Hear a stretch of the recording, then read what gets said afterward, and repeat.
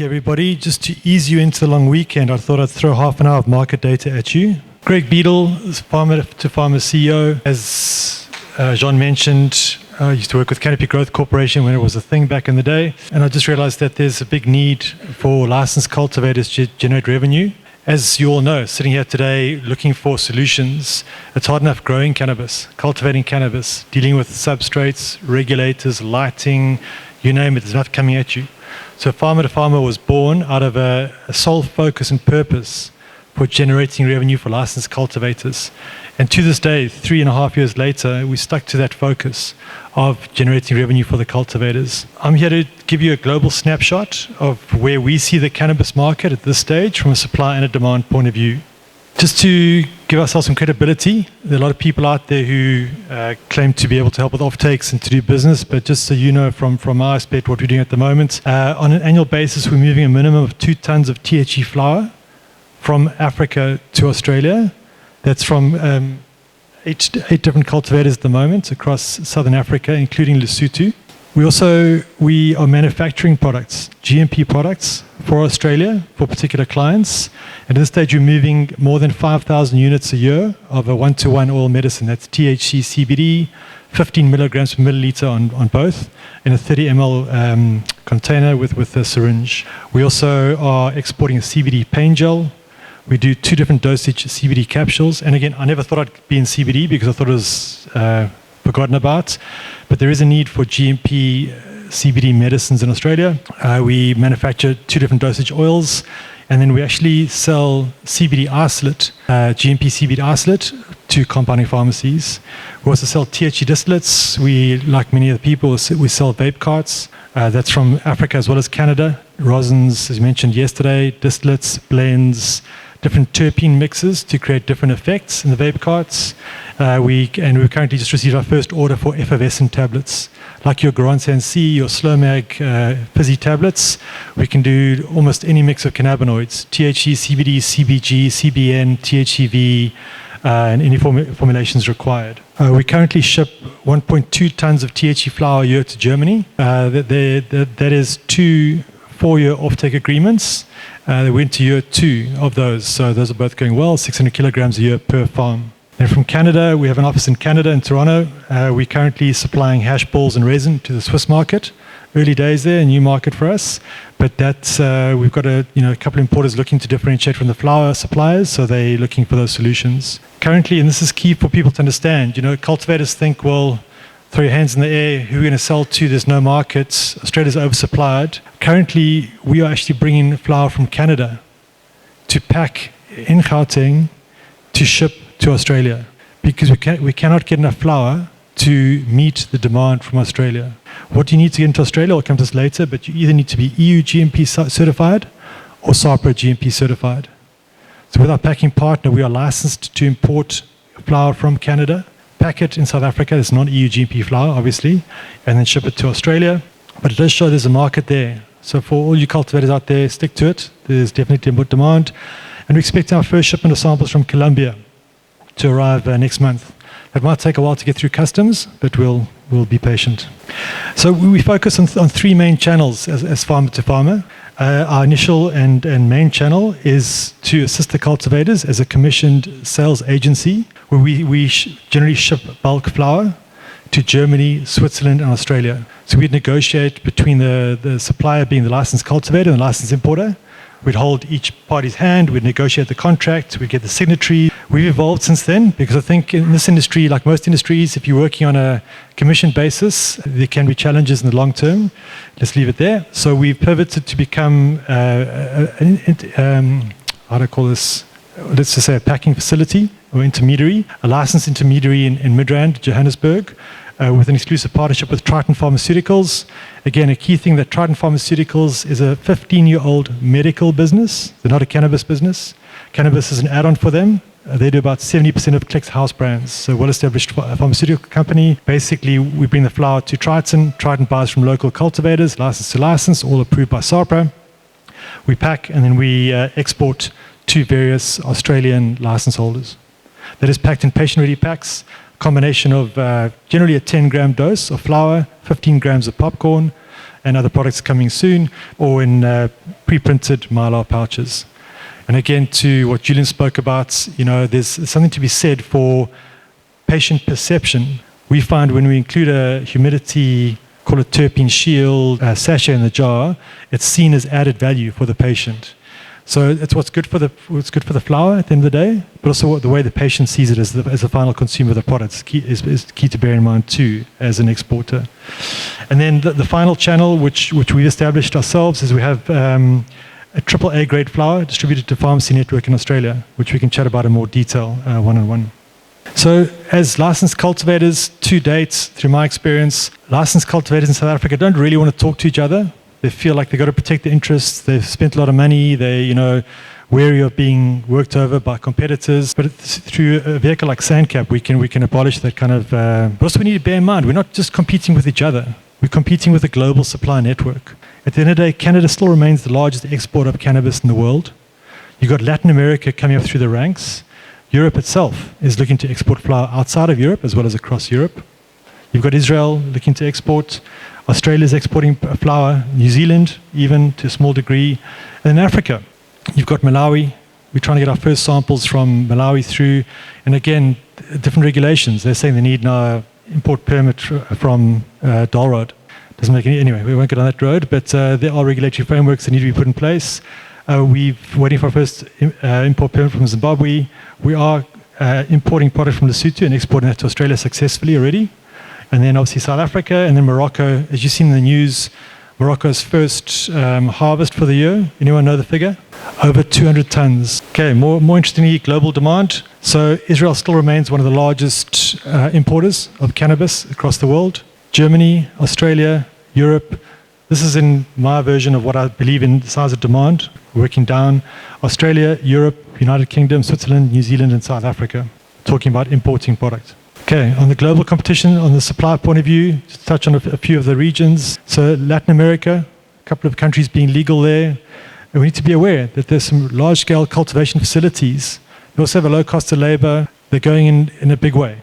I mean, this is a 1.6 hectare GACP cultivation greenhouse. Canada, and again, there'll be a video that'll go out of this, so we can always go back and have a look at there's a lot of details, a lot of data in here. Inventory, unpaid taxes, unpaid excise fees. I mean, how Canada works basically is that every year an LP or licensed producer needs to pay about around 2.3% of their revenue to the Canadian government as a excise. But they're currently almost $4 million Canadian dollars behind in 2023. I think this is interesting for us to understand. We think it's tough in South Africa, but even if you look at Canada, this graph you can see there is just illustrating across the last few years how many Canadian licensed producers have exited the industry, either through having their licenses revoked or the licenses expired. So just, the key fact in 2022 to 2023, 74 licenses were revoked, 11 expired.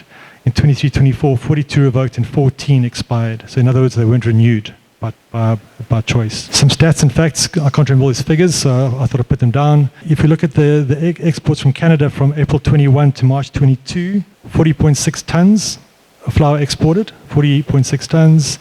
The year after, basically 60 tons, or 118 million US. Of that, 47 tons went to Australia and Israel, and 9.5 tons to Germany. They exported quite a bit of extract as well, 8,392 litres of extract to Australia, out of a total of 9,000 litres exported. Where's Canada exporting the dried medical cannabis? So if we look at this in the 2023 fiscal year, ending in Feb 23, if I remember correctly, Israel imported 21 tons of cannabis from Canada alone, and Australia imported 26 tons. That's flower. When you look at medical cannabis extracts, you can see there Australia is the largest importer of medical extracts. And interestingly enough, you'll see South Africa as a dot in that map too, which is the 5th largest importer of medical cannabis extracts from Canada. In my opinion, I see that to be CBD-based products, more likely CBD isolate or CBD distillate. And again, through my experience and history with growing CBD products in Lesotho, through our own price calculations, it worked out cheaper to import CBD isolate than to grow CBD flower and process it in South Africa to create CBD isolate. There's been a shift in Canada. If you look at the active cultivation licenses currently in the marketplace. Now, there's two different types of licenses. So a standard license is really any size commercial facility. A micro license is anything smaller than 2,000 square feet or 200 square meters. So it's a small facility, boutique craft. You'll see the stats in 21, it was 70%, 2023, it's almost half-half. So a big increase in craft grows in Canada. And this just shows how many licenses have been issued over the years, and a shift, the yellow line being standard licenses, the blue line being micro licenses, and how many licenses were issued over the last couple of years. Interesting drop-off in 2023 in terms of licenses that were issued. Most of these graphs and data come from MJ Biz, so thanks to them for sharing it publicly. Europe, interesting market. I say it's Eurocentric, in my opinion. Europe tends to look after itself, particularly around the EU GMP regulations. So the likes of Portugal, etc., would grow mostly for the German market. What's interesting for me, which I found out recently, is that if you look at the population of Europe, 750 million people, whereas North America, being the USA and Canada combined, 600 million people. I always thought there were more Americans and Canadians together than Europeans, but it's actually the other way around. And then flour versus oil. Still we're seeing a prevalence or preference for flour products versus oil. For me, Schoolboy says that it's around the climate. It's a colder climate. People prefer to smoke or vaporize for the warming effect to a degree versus oils. But I still think we'll see an increase in oils with new patients and medical patients increasing. Germany currently, or this in 2022, has had 316,000 patients prescribed in 2022. The UK had a total of 30,000 patients. It's estimated there's about 1.8 million patients self-medicating in the UK. And the latest news in Europe is around, the Netherlands. We have some Netherlands nationals here who can speak more to this, but of the Dutch Cannabis Supply Chain Project, where there are 10 licenses issued, I think it's a bit too close, purely for the local market. So basically, you're not allowed to import cannabis flour into the Netherlands. Through this project, they supply local cannabis flour. This is an older graph, 2021, German imports, but still, I think it's good to show the trends and where products are mostly coming from. And we will see Canada shifting down a bit. I think we'll see more products coming from Europe, Netherlands, or not Netherlands, but particularly Portugal will be on the increase, Macedonia, even some Australian flour going to Germany. So the black line is flour and the blue line is oil or extract products being exported. 2021, South Africa didn't feature, but we'll see ourselves featuring on the latest chart, I'm sure. Okay, to get into the nuts and bolts, the demand side. So Germany, we all know, I always say it's the holy grail. Everyone says we've got to get into Germany. Germany's where it's at. Could be. And definitely they pay a better price than what Australia pays at the moment for product. A lot tougher to get into the market, a lot more challenging. Or certification being the biggest challenge. And that, it's around the level of trust that licensed importers have. Conversations I have with German clients, as soon as they hear that you have to go through a different country, say Portugal or Malta, to convert from GACP to EU GMP, they kind of lose interest. Because in their minds, they have enough variety or choice to choose from within the European market itself.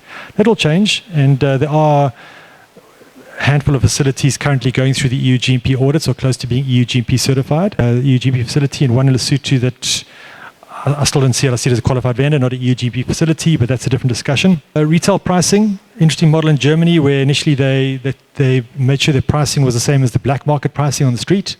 So around 10 euros is what the black market price was for flour. So the pharmacies made sure they retailed for the same price and they're buying generally about 5 euros. So what you work back from there is if you're going to get 5 euros, how do you calculate your margin as a cultivator? So if you think about it, predominantly all of us here are GACP farmers according to SAPRA. Or if you're in a different region like Lesotho, you've got, I know you guys have a different GACP certification in place already. From that basis, you'd generally recommend, like we do with Germany at the moment, we say at the farm gate price or X works. And from there, the buyer would need to take the product, ship it to the intermediary in Europe to convert it from GACP to EU GMP, get it repackaged into EU GMP material, and get it to the pharmacy gate. The pricing at the farm gate fluctuates depending on quality, volumes, length of contract. It is a moving target. Different state, different rules. So some states allow you to import bulk distillate as API. There's some rumors that some people can ship flour. You need to validate your pathway and make sure that you're not overstepping regulations. And the growth in Germany, most of you know these facts already. I mean, basically in 2022, imported 22 tons of cannabis flour into Germany. What's interesting then, immediately as you compare it to Israel, Israel's around the size of the Kruger National Park in South Africa. Germany has a population of 88 million people at this stage. Israel has 9 million people. So with 10% of the population of Germany, Israel in 2021, a while ago, imported more. They imported 30 tons compared to Germany's 21, 22 tons. So Israel is a bit more ahead, and that is not flour to come in and go out again. That is flour to be prescribed within Israel. Israel has many of its own complications, including their own GMP compliance, their own GSEP certification requirements, and the moving goalposts. You would have seen something in the news now around claims of Canadian dumping, local producers complaining about not being able to sell their flour, too many imports. And over the last 4 years, I've seen big roller coaster fluctuations in terms of importing ability into the Israeli market. And just some of the items as mentioned, just over the years, Israel to increase import requirements, limiting cannabis export opportunities. Israel experiences disruptions to cannabis shipments. Patient growth slows. So, I mean, there's news everywhere, and sometimes people have to scratch for the news to make news about the cannabis industry, perhaps. But yeah, Israel's an interesting market.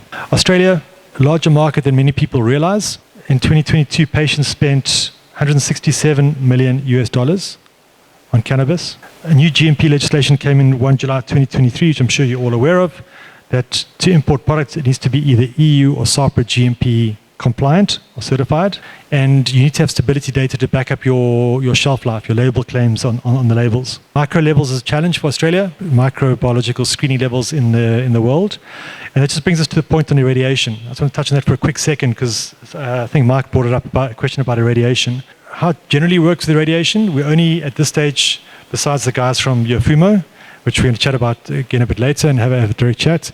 But in terms of irradiation in South Africa, we have gamma irradiation. There are a couple of service providers, and generally the process, how it works is that you'd run a validation process as a licensed cultivator with the irradiation service provider.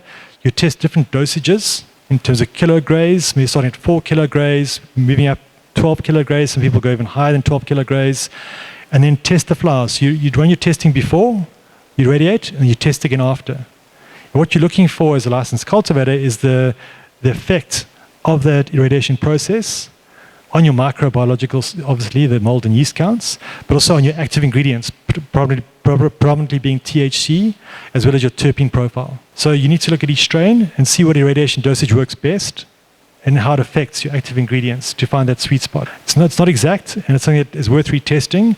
The challenge is the time that it takes to do that versus shipping your products and getting money in the bank. That's an ongoing challenge, obviously, for cultivators. So that touches on the radiation side of things. Then Australia, there's many ways of getting product into Australia. The SAPRA GMP ruling only applies to final pack products. So you can actually ship bulk products into Australia that's not EU or SAPRA GMP certified. But there, the challenge is that it costs a lot more to pack in Australia than it costs us to pack it in South Africa. So it's another, I guess, a value add that we offer. And again, price movements, I'm an optimist by nature. If people do ask, do you think the price is going to go up in Australia or anywhere? And I don't see it going up, really. It all depends on quality, on supply chains, the network, on how it's sold. But generally, I see the price staying as it is, some prices intentionally coming down. And again, we work with the biggest licensed importers in Australia, and so we do have a sense of what's going on, what their plans are with the pricing across the country. This is kind of where it all happened in Australia. They improved their ability to prescribe medical cannabis, the ease of access to medical cannabis. And I hope we'll see the same in Germany. There's obviously the meeting or the gathering on Friday, where potentially it might be raised or discussed in terms of the new ruling in Germany. And for our collective out of Africa, I hope that the best result is an increased or easier access to medical cannabis in Germany, which means they'll have a bigger demand for us to supply through our various supply chains to Germany. And again, data in terms of which conditions patients claim to use cannabis for, predominantly chronic pain, which I think does cover a lot of ailments. But again, this to be like any data, it's all about how you interpret it at the end of the day. Okay, I find this quite interesting in terms of where Australia has imported from. So I'm just going to read to you the top line. So from Canada in 2018, apparently it was 305 kilograms, 2019, 996, 2020, 2938, and in 2021 it was 5993 kilograms. Israel was next in 2021, 420 kilograms, then Denmark, Colombia, Switzerland, Jamaica, New Zealand, Lesotho, Macedonia, Portugal, South Africa, Netherlands, UK, Germany, US, Slovenia, Austria, and Uruguay. Well, those are both zeros for 2020. But interesting to see where they're importing from. Okay, just I added this actually this morning. I found this came through Statistics Canada, Canadian Statistics, and they asked multiple cannabis patients why they choose legal cannabis over black market cannabis. And the highest reason really was product safety. Almost 40% of the participants said they chose licensed. Some said convenience, some said desire to follow the law. So I thought this was quite interesting in terms of the use that what people were using. So the two different colors, the light blue is male and the dark blue is female. So the first one, dried leaf or flower products, 18 to 24 years. Dried leaf or flower, 25 years and older. And edible cannabis, and that I double checked. That doesn't include extracts or vapes. That is pure edibles in terms of gummies or sublingual strips or the likes. And then an increase in the female quotient and 25 years and older, over 60% choosing edibles. How do we claim our share of the market? From where I stand, from on the sharp end of the commercial side, you need to decide, as I'm sure most of you have, or maybe you're deliberating on whether you go EU GMP, whether you stay as SARPA GMP, and which market you want to have a look at. You've got to take into effect what you're growing, what your access to CapEx, your facility, your team, and see where your product best belongs. And obviously the basic arithmetic around selling price versus your costs. So what is more profitable for you in the long term? Where can you compete on price? What are your unique offerings? Is it your genetics? Or what else can you offer? And a key thing that comes through again and again and again, you can't say it enough, is consistency, which again, in my mind, works hand in hand with compliance. You have to be consistently compliant. Germany is very strict with that, where you've got to show 3 consecutive batches within 10% variance on each batch. And those aren't 3 batches grown at the same time, 3 consecutive batches. And that is your main active ingredient, at least. And then you've got to focus on long-term opportunities while remaining agile. Like people said, they want to hear what the patients grow genetics-wise. But as Michael said, there's quite a lag period. What's popular now in Australia, by the time you've hunted, grown out the clones, put the flower into market and got your product there, it's probably 9, 10, 12 months. But then the market shifted. So there's a little bit of guesswork involved too. And sort of a bit of a rugby adage, but attack wins games, but defense wins titles. And we really need to look to protect our industry. Again, if we have to think about it, if Australia, with this new ruling, if they just said, you have to be EU GMP certified to import into Australia, we'd be in a lot of trouble. So we've got to think about that. And we've got to just realize to move forward, we need to be collaborating versus competing with each other. We need to make sure we offer the best, most relevant products to the market. It works right through the supply chain, from substrate through to packaging, through to fertilizers, through to lighting, to everything that's been chatted about the last 2 days. And key thing, collaboration rather than competition. I think we got to the stage of the market where we can talk to each other now. We can actually feel comfortable to share and work together. Collective market access is something we'll work on the association side. Like the blueberry associations, the table grapes, other associations, work as an association to improve market access for all the members as a collective. And then advocate for fair business. A key pillar, and again, we told you, we've shared this enough with you, is this is all about fair business in the association. So thank you for your time. 35 to 36 degrees outside, a bit cooler inside. Appreciate your attention and concentration. I'm not sure if there are any questions you guys have, as you can reach out to me directly. On one of your slides, you mentioned unique opportunities, things like local land races, that sort of thing. I know we've all thought about it. Is there any real potential market developing for that internationally? Looking at boutique products, those sorts of things, would it be worth our while to really investigate that sort of stuff? Adrian, thanks. I think I'm going to take a back step and come back to your exact question. But what is the market looking for? Okay, so we didn't touch on that. So if you're a compounding pharmacy in Australia, generally speaking, through our experience, through our channel, anything below 25% THC, they're not interested in. Okay, and again, it's a broad statement. It's not the sort of rule. It's not a given. It's our market data we're gathering for our own business. We export between 17% THC flower. So it's a broad range. It's not all about the THC. Some of our clients say you have to have a minimum of 2% terpenes. We chatted about that in the labs yesterday. We can work around that. That's really just their BS filter. So if they see any COAs with very low terpenes, they're really not going to look at it unless we can motivate otherwise. So unless they come to the facility and again, we do that. We host roadshows for relevant buyers to relevant facilities. We've done it. We've sold flower, and that's the best way of doing it. To come back to your question, to be unique, land races are important, but I think it's got to fit in with the market criteria as well, what they're looking for. But if there's a story to be told, which I think is a key part of it, and there are cultivators who work on their story, their brand, which I think is important, in the long term, that will hold its own. But initially, it's about getting flower into the market that's consistent, compliant, meets the criteria, and then building on that foundation. So I think it is a good opportunity. Definitely discuss it in the future for sure. Hi Greg, thank you. Just a question regarding the local market. I know with the private purpose bill that's just been passed with the dispensaries and everything, do you have any knowledge on how it's going to entail and how it's going to affect us? Thanks, Donnie. So the question is, if you didn't hear, it's the local market. Is it an opportunity? If I understand correctly, what's happening? I have no dealings in the local market. I don't deal with any Section 21 clients. I did have a discussion with it with our partners, Triton Pharmaceuticals, and based on what they told me, what they've packed for a year for South Africa, we pack in a day for our export business. So it doesn't mean there's no market. I think it's fantastic. If a licensed cultivator can have that product in the local market with patients, I think it's amazing. But as far as farmer to farmer is concerned, it's not something we do. It's just too grey for us at this stage. We only deal in the regulated channels, license to license, crystal clear. Just a question on the export to Germany.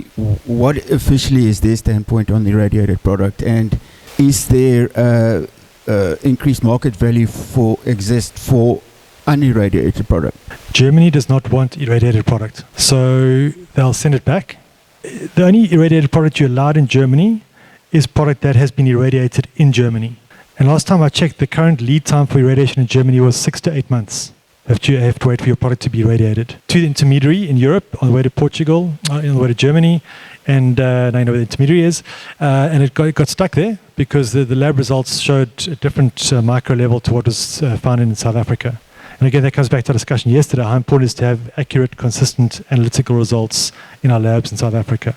Not their fault, that does happen. And again, the contamination could have happened in the supply chain. So again, it can happen. Have a great trip and hope to see you guys soon. Thank you.